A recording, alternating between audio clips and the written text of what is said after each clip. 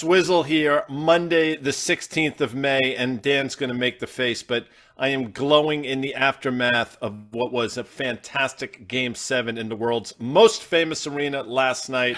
A New York Ranger team that refuses to quit, moving on to the Carolina Hurricane this Wednesday, which should be a great series. A lot of bylines to talk about, of course, as Dan knows, Tony D'Angelo, Derek Stepan, Jesper Fast, and some others that played for the Rangers. And it's going to be a great series. Sorry, Dan. This is Market Call. I'm Guy Adami. I mentioned that. Joined by Dan Nathan. And in just a few brief minutes, as if minutes can be anything but brief, Carter Braxton Worth will be joining us from Worth Charting. Today's episode brought to you by FactSet Financial Data and Analytics, powered by Tomorrow and powered by Open Exchange. You can catch them at Open Exchange TV on the Twitter. Hello, Dan. Hey, Guy, you deserve to be glowing. I think you called it on Market Call when the Rangers were down 3-1. You said they're going to win this series. It was going to come back to 7 at MSG. And I got to tell you, that goal in overtime, any angle that you looked at it, that puck should not have gone into the goal. Was there any sunlight that you could see, Guy Adami? I mean, it was like a miracle. That's what we call, Dan, that's what they call a goal scorer's goal. No, there was no daylight whatsoever. Amazing. But Artemi Panarin, who, by the way, had a miserable game up until that point, made up for it in spades, as they say, with the game winner in 7, moving on, Penguins going home. Pull out your clubs there, people, golf clubs, that is, because that's what you're going to be enjoying over the next few months. All right, well, guys, speaking of not seeing daylight, what about all of these strategists that were looking for 5,100, 5,500 at the end of the year in the S&P 500? It seems like they're tripping over each other to kind of lower their targets. One of the things, and we've been talking about this on Market Call, I think for weeks, Guy, that until we see strategists and analysts cut their expectations that are about 10% per FactSet, and we've been quoting our main man, John Butters, he's been giving us the data in his Earnings Insight blog every week on Friday. We preview it here on Thursdays.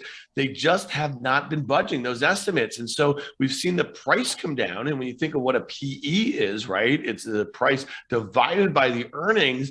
They're probably still too high if you are in the camp that earnings have to come down. If strategists have to capitulate on their estimates, you've been talking about what's the right multiple. If you throw 17 on maybe low single digits earnings growth for the S&P 500, that gets you to a range of about 3,500 to 3,750, which is, you've been targeting 3,750 on the downside. A 3,500 overshoot would not be hard to get. And let me tell you something, I really feel like as we're in the back half of this second quarter now, Guy, we're going to start seeing these estimates come down, because one thing analysts and strategists don't like to do is they don't like to look silly after the fact when it seemed very apparent that estimates should be coming down.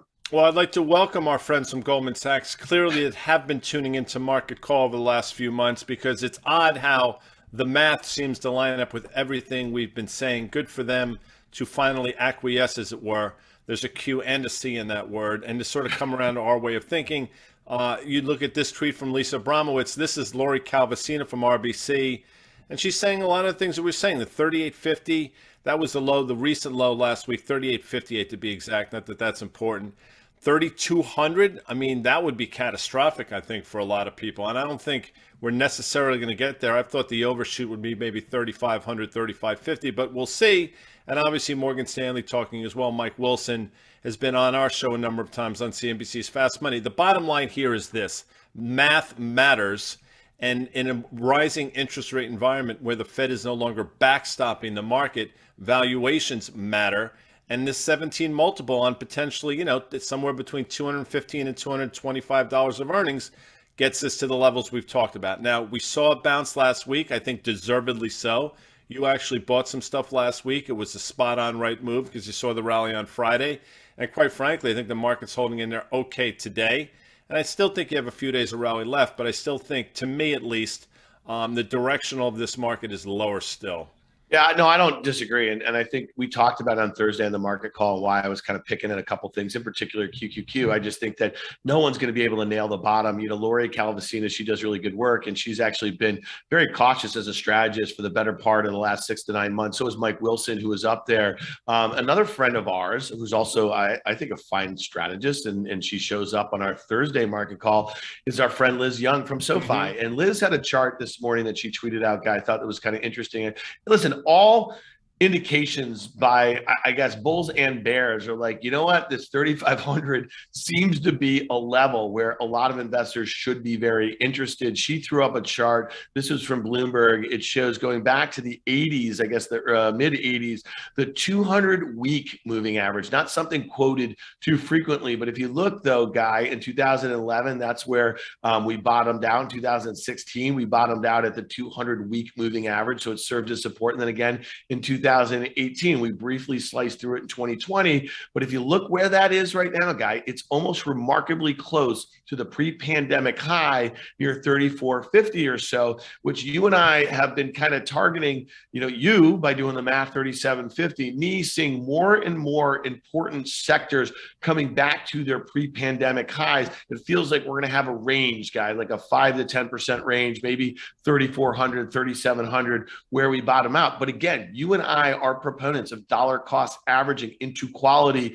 because we know, and we're going to hit the dollar, we're going to hit rates, we're going to hit peak margins, all these sorts of things later on in this market call here. But these are the sorts of things that will move estimates lower. And just going to our chart on the S&P 500, Guy, going back to the start of 2020, we've kind of drawn that sort of support level. It's the Feb 2020 high and the September 2020 high, and that little zone there that gets you somewhere between, I don't know, the midpoint is 3,500. Speak to that chart, if you will, Guy. No, that's exactly right. And, I'm interested, 200 weeks is sort of short of 4 years, sort of like my college career, but whatever, I'm sure it means meaning. But to Liz's point, if you look, we've done a back and fill to the 200-week moving average a number of times. And that's going to obviously, with each passing day, going to raise in terms of price. But again, it lines up with 3,500, which lines up with exactly what you drew here in terms of these levels of support, where we've been, where we failed at, and where we subsequently held. It all makes a lot of sense. Oh, by the way,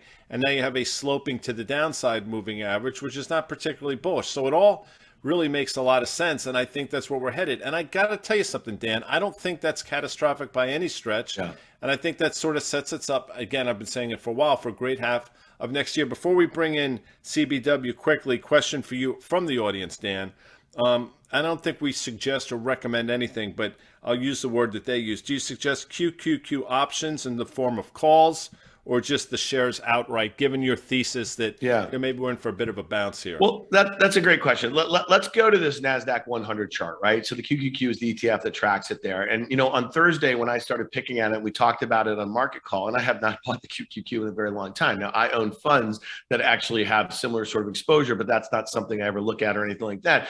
At the time, at the lows on Thursday, the NASDAQ 100 was down 30% from those highs. I still believe at some point it probably bottoms out down 40%. That gets you to kind of that range, Guy, that we have down there, right? Between, 10,000 and 11,000. Again, I'm not going to be able to pick the lows, but right now I might kind of be on autopilot, dollar cost averaging as we go in. So I don't love, the options, using options right now to reflect a long-term view. But if you feel like we get really oversold like we did on Thursday, and you want to play for a short-term move, that makes some sense. Defining your risk and what you're willing to lose using options to do that makes a lot of sense. Guy, real quickly, here's one from you. This is from your co-host here. It's not even, we don't have to troll the internet. Look at this Apple chart. Yes, you've been calling for 138, the October low. It nearly got there to the penny on Thursday. We've had this little bounce, but just as I had been saying, that 150 level, as you said, if it slices through there, right, the March low, we probably go right back to that October low. So now, do we have to readjust that thinking? Is 140, as Amanda writes on this fine, beautiful fact set chart, is that the new 150? Are there lower lows to come? If we break through 140 to the downside, are we going to see that 125-ish or so level? That's that low from last summer. I heard somebody from one of Tom Lee's people from Fundstrat, I believe on Thursday on the OT, talking about the potential for somewhere between 110 and 115 in terms of Apple. And I got to tell you something. If Apple were to trade there, I think it's a foregone conclusion that the S&P will be trading 37.50 or lower than that. 138.80 is where Apple traded down to on Thursday. We talked about it. It subsequently bounced. The S&P traded down to 38.58. We obviously talked about that a number of times. I thought it was enough in the short term to get a bounce, and here we are.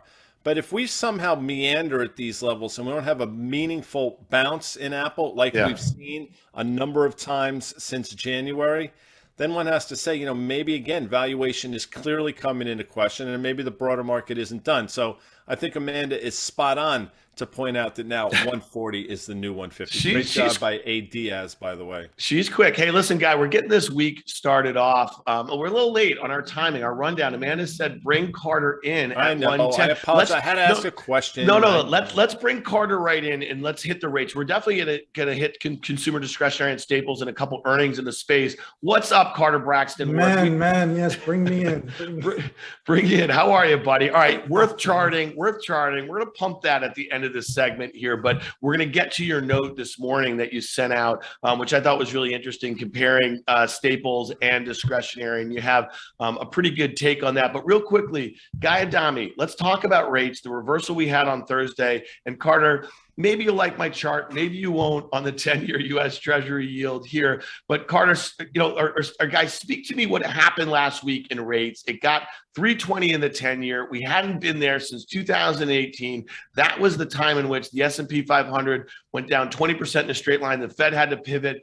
What's this chart saying to you? We had that crazy breakout above 2%, went straight to 3%. What happens now? And then, Carter, your take on the chart. I think bond vigilantes, as they say, or bond bearishness, maybe it exhausted itself in the short term. And it makes sense. And as I've said, in a market that potentially could decline, I thought you'd see a flight to quality in the form of bonds, which would make yields go down. What it says to me, though, in getting into the fundamentals, as Carter would say, is that effectively the bond market's broken. I mean, we saw a 30 basis point move in 10-year yields in the course of a day and a half. It doesn't make a lot of sense to me. Now, obviously, the higher the rates go, the less meaningful 30 basis points becomes. But what I'll tell you is bond market's broken. It's trading like a biotech ETF or a $150 million biotech stock. What do I think is going to happen here? I still think yields the trajectory is higher, but in the short term, I think you could see the 10-year all the way back down to 275, especially if I think what's going on is in fact going on. Yeah, I'm with you on that. I mean, look, we know the dollar's stretched, we know yields are stretched, and the most important thing about the sequence, and there's no way around this, right, is that the 2018 highs from autumn, around October, early November, this current move, as good as it was, we never got above the 2018 highs on the 2-year, the 5-year, the 10-year, and starting to back off just over the past 3 to 5 sessions. And the dollar is slipping a little bit. I think yields lower, dollar lower. Carter, I will mention, because this is what I do, the green in your tie matches perfectly the green in charting and worth charting. And, something that seemingly has been in the green. Look at that segue. Oh, really? Consumer discretionary. I mean, a lot No. Guy, hold on. Oh, my jumping the gun. Yes, that's why you have to read the rundown. I am reading it. Writes. No, so listen, I thought you were going to say that nice uptrend that we saw in crude oil, because this is the lead in. This is the lead in to consumer discretionary here. I apologize. So we've been talking about this thing last week, Carter. We know the supply demand dynamics. We know there's lots of tape bombs as it relates to embargoes of Russian oil and that sort of thing. And we know that a lot of the issues that are still impacting lockdowns in China have a lot to do with demand for crude oil here. But look at this thing, man. It really held that uptrend over the last, let's say, since the start of April. And now it looks like it wants to break out. Carter, quick thoughts on the crude chart, and might we see a move back to those kind of like, I don't know, that was like a blow off top that we saw in early March. Is that in the cards here? Yeah. So if you look out to Christmas crude 23, right, which in many ways speaks to the curve in crude where we are now here at 112 versus 85, looking out 18 months. I think the important thing is, and my conclusion is this, that spike high that you see there on the screen, we went from 90 to 130 in 7 sessions. That is going to stand. We're not going to exceed that. And that, in fact, we had a bell of sorts, and we know what happened. Prominent, it's not their fault. We've all been that guy a million times. Someone came out and said it's going to hit 185 to 95 a barrel. Now, we have an analog for that. In 2008, Goldman did the same thing. They said $200 a barrel, and within 6 months, it was 45. They changed their mind. This time, it's a prominent bank. It's JP Morgan. These are the great names. And I just think that when you start to extrapolate something that went parabolic, they were doing with lumber, people with nickel. Yeah. Commodities are mean reverting. Yeah. Well, it's interesting, Guy. I mean, listen, you've been talking about the potential for that sort of move since we were in the, I think it was like the low 70s back there in December. And we did have it. I know you definitely pulled off that you're not a fan of manias, and that blow off top in early March felt like that. The chart is constructive. And not only that, the stocks act really well, right? Mm-hmm. If you look at the XLE, that's one thing, Carter, and I know you look at these relationships all the time. The XLE looks like it's a breakout to a multi-year high. So near term, it's kind of hard to fade it, but I guess what you're saying, and Guy, I'm curious on your take, if you did see a precipitous move based on some sort of macro headline or something like that, you probably want to sell into that as we got near those March highs. Fair. I'll say this. I think crude could flatline here for the next month and a half, and I still think a lot of these energy names are probably anywhere from 20 to 25% too cheap, just in terms of valuations and where they are vis-a-vis the underlying commodity. They just haven't caught up yet. That's just my opinion. Some people share it, some people don't. I think it's pretty heroic how crude made that low right to the uptrend line, bounced off it, and here we are again. And I do think a lot of this move lower has been sort of predicated on China completely shutting down. Now, if they were to reopen for whatever reason, I think that might become the tailwind the crude needs. Yeah. Maybe not to get to that 130 level, but certainly get into the high teens, low 20s, and with a one in front of it, Dan. Well, I think that's why, it's caught a bid today. Shanghai, they're talking about like reopening at some point in early June. All right, Carter, talk to us here because you did some great work on Worth Charting this morning. It was one of the first things that I read. We're going to figure out how someone else can get that into their inbox if they're not already at the end of the segment here. But talk to us about consumer discretionary versus, consumer staples. We know that staples have acted very well in this volatile period of flight to safety, if you will. And we knew that consumer discretionary had been a bit of the epicenter, especially when you consider some of the names that make up a large part of that group. Talk to us about the relationship between the two of them. Right. So obviously they both have the first word in common, right? Consumer, but the idea is that they're very different. One is staples, which is something you use up and you have to buy more of. Soap and cereal and tobacco and so forth and so on, and baking soda. And the other is discretionary, meaning you don't have to buy Harley Davidson and you don't have to sleep in a Marriott hotel. Obvious. Okay. And one is very defensive, lower beta, staples. One is very aggressive, right? Risk on, risk off.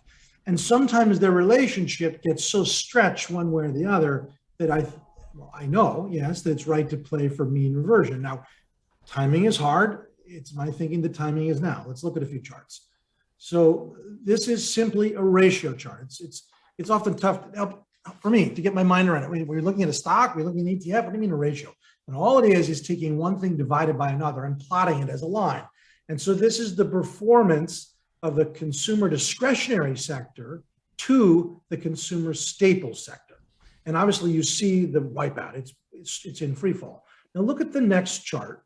And what we're trying to do here, and you can see the percentage, how far below trend are we? Well, we're 25% below the 150 moving average. Compare that to the COVID low at only 17. Not to say that that's only, but we're more severe in terms of the stretching of the relationship than we were then. Let's do a longer term chart. No annotations. That's the 09 low, financial crisis. And now let's put in the drawdowns. And what you can see here is that the current spread, just simply how far above or below the ratio is to the 100 moving average, this is in the order of magnitude of the financial crisis low.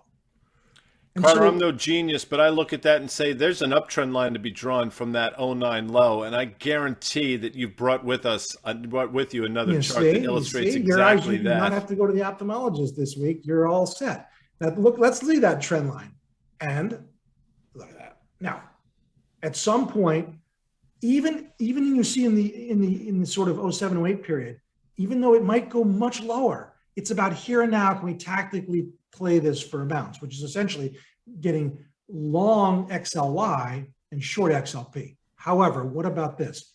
look at this table that we have here. This is the first pushback one could give, but in anticipation of that, we included the table, which is to say, you're saying that you want to make a bet on Amazon, Tesla, McDonald's, and Home Depot, which are the top 4 stocks at 50% weight of the XLY versus Procter, Coke, Pepsi, and Costco, which is essentially the same weighting. Let's adjust for that. There's a way to do it. It's called equal weight. Each ETF has about 60, 70 names. What if we gave them all the same weight? Now let's look at the next set of charts. So we've eliminated the problem or solved for the problem that Amazon and Tesla are big and that Coke and Procter are big. So if you look at this chart, this is taking the equal weight ratio. So it's taking the consumer discretionary sector, all 60 names, and giving them each equal weight. So no longer does Amazon have the big weighting or Tesla. Same weighting as a Urban Outfitters, if you will, or whatever, smallest Foot Locker. And here too, it's not about whether you think that this could get much worse. Maybe it gets much worse. It's about, does it mean revert from here? And if you look at the crisis, right, back in 06, 07, 08, 09, even when we got worse, we always had mean reversion. So let's put in the percentages. And what you see here is we are looking at a very extreme reading. And tactically, I think you simply put on XLY long, XLP short. But the point of showing you the equal weight is that we've now eliminated someone saying, or anyone thinking, wait a minute, that's just betting on Amazon and Tesla bouncing versus Coke and Pepsi. Even the equal weight tells the same story. Yeah. I mean, listen, I think as a pair, that makes a lot of sense. And just so you know, I have a bearish position on the XLP, the consumer staples, on an outright basis here. One of my apprehensions, Carter, about the XLY is that fat percentage of Tesla, because to me, even though Tesla's down 30%, it's down 6% on the day, it's down 30 on the year, I think that stock goes below 600 and possibly lower over the next few months. And so that's one of the, I guess those are the risks of owning those sorts of ETFs or sure. Just, with the disproportional weight in them. But I do like the idea as a pairs trade. And I like the concept, which kind of brings us to 2 stocks that are reporting tomorrow before the opening. And I'd love to get, your take, Guy Adami, from a fundamental standpoint. We have a couple of charts that Carter brought with us too, but Walmart, which is clearly a staple, if you think of it, it isn't a consumer staple ETF. And then we have also Home Depot, which is considered a discretionary name. It's in that. And they both report tomorrow morning before the opening. Well, we got a big week of retail earnings. I think it's going to be really telling. On Wednesday, we have TJ Maxx and Target and Lowe's, and then Ross Stores on Thursday. And TJ was interesting to me. It's filling in that gap from COVID. And I just think about, Home Depot down from 400 to 300. Walmart was acting very well in its kind of staple status, but it's kind of pulled back in above those 52-week highs. I think we're going to learn a lot about the consumer over the next couple of trading days as we get these earnings. Guy, what's your take? I know you liked Walmart for a breakout last month. We had it. It failed. It came back in. Thoughts? I think valuation caught up to Walmart is my sense, because other than that, I really don't see any reason why it sold off the way it did. I think it came down to people said, wait a second, this has had a huge run to the upside. Valuation doesn't make a whole lot of sense. I think what wound up happening in Walmart is people paired out of Walmart and got into Target.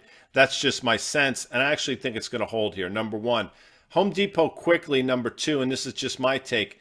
At this valuation, you haven't seen a Home Depot trade basically a market multiple now, trading about 17.5, 18 times next year's numbers in quite some time. So the reason why everybody hated Home Depot the last few years has been on valuation. You can't make that same argument now. What you can say is the consumer is tapped. They no longer can get in their homes for equity lines of credit and those types of things, which is going to have a drag clearly on Home Depot. I just don't think you're going to see it in this quarter. So I'd actually be playing both for a bounce, Dan. All right, fair enough.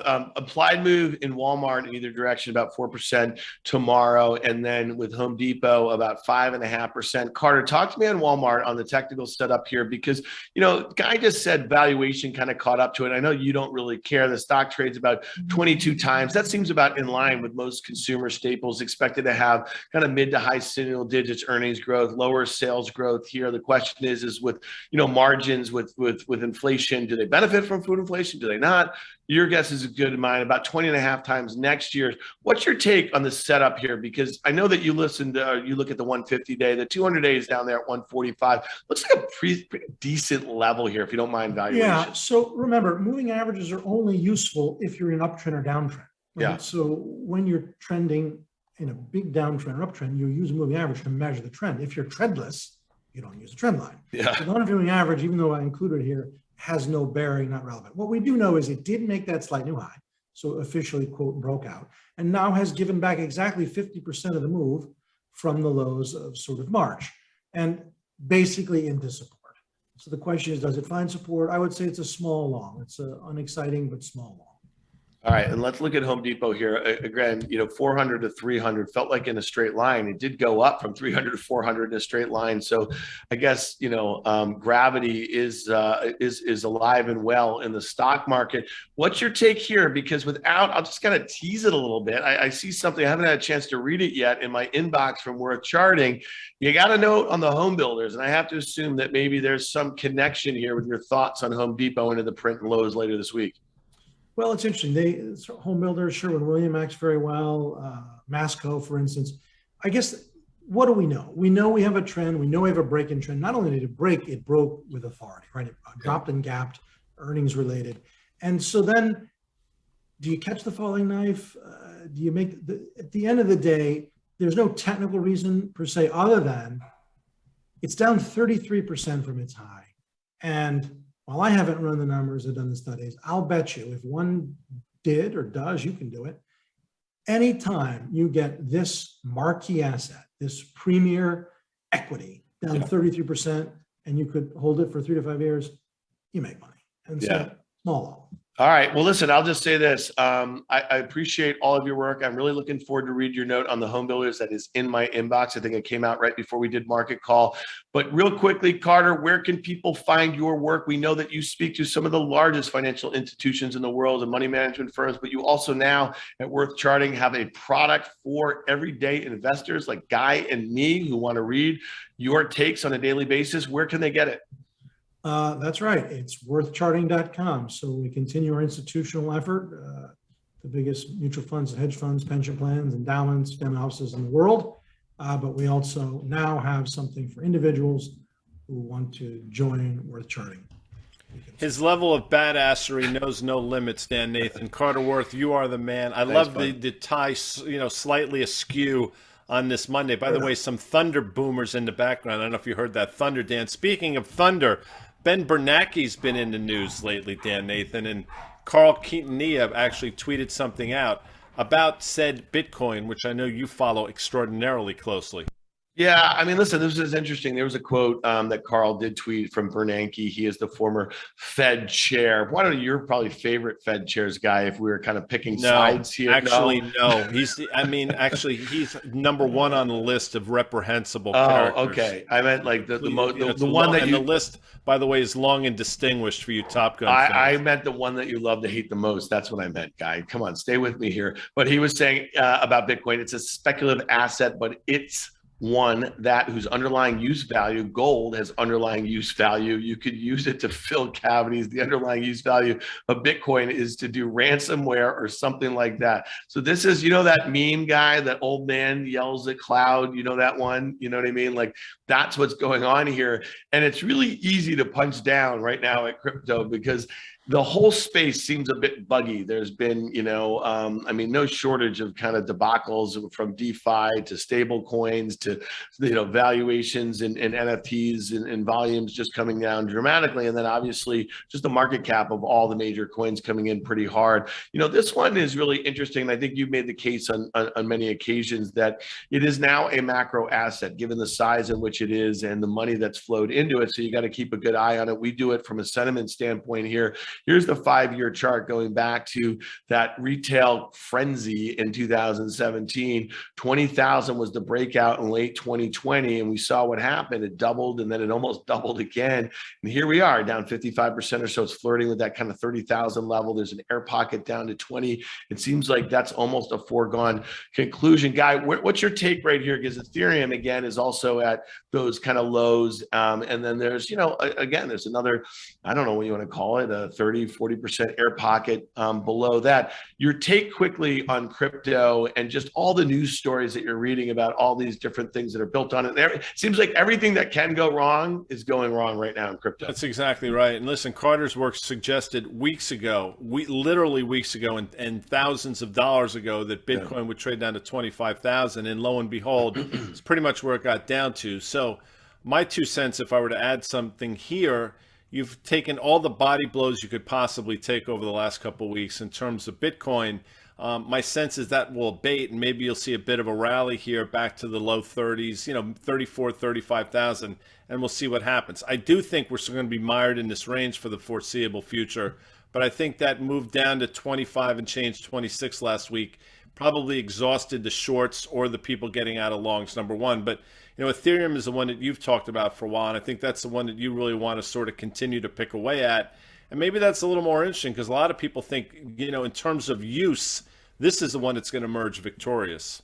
Yeah, I mean, listen, when you think about, I think there's a lot of applications that, even in the NFT space, that are just such early stages. And I know that some of the bigger projects with big valuations got a lot of attention, but I think the use cases are going to go well beyond just kind of coveted digital art. So we'll see. I mean, I was a buyer late last week. I had not bought Ethereum in a very long time. I also bought some Solana at these levels. I'm prepared to buy it lower. I think it probably does go lower. Lastly, before we get out of here, Guy, let's talk about gold, because Bernanke in his tweet, or in his quote, he just mentioned it. You can fill cavities with it. I'm sure you would take his advice for orthodontia the way you have for managing your money over the years here. What's your take on gold? It's right up against that uptrend line that we've been kind of spying for a while here, saying really has to hold here. And let me ask you this, if it breaks below that, Guy, is it signaling that maybe inflation expectations have in fact peaked?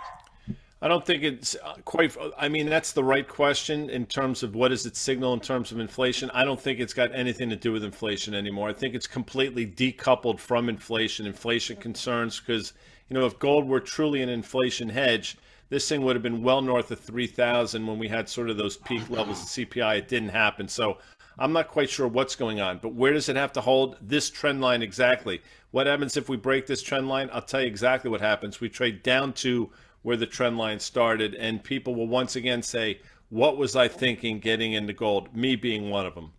People will once again come, Guy. I saw what you did there, buddy. All right, listen, this was a really fun market call here. We laughed, we cried, we got to chart with Carter Braxton Worth. We heard your dogs in the background. We heard your takes on it. You know why my dogs are barking? They typically don't bark. I will tell you, there's some serious storms coming from the west. That would be Pennsylvania headed this way. So the thunder that they hear is alarming to them. Sorry, Dan. Well, it's raining here, Guy, in New York City. And you also have that old 80-year-old knee of yours that tells you when a storm's coming too. So you got that going for you, which is nice. My knees are just fine. Thank you. Actually, if I do say so myself, I have actually a decent pair of legs, but that's neither here nor there. But that was today's market call. I want to thank Carter Worth, the tie askew Carter Worth, the debonairishly handsome Carter Worth, for joining us this Monday. And I want to thank our sponsors, FactSet, and thank you for Open Exchange for powering this entire thing. We'll be back tomorrow, 1 p.m. Eastern Time. I can guarantee a lot of things. I'll guarantee this. The market won't be where it currently is when we talk to you then. Hasta la vista, Dan. See you, bud. Bye.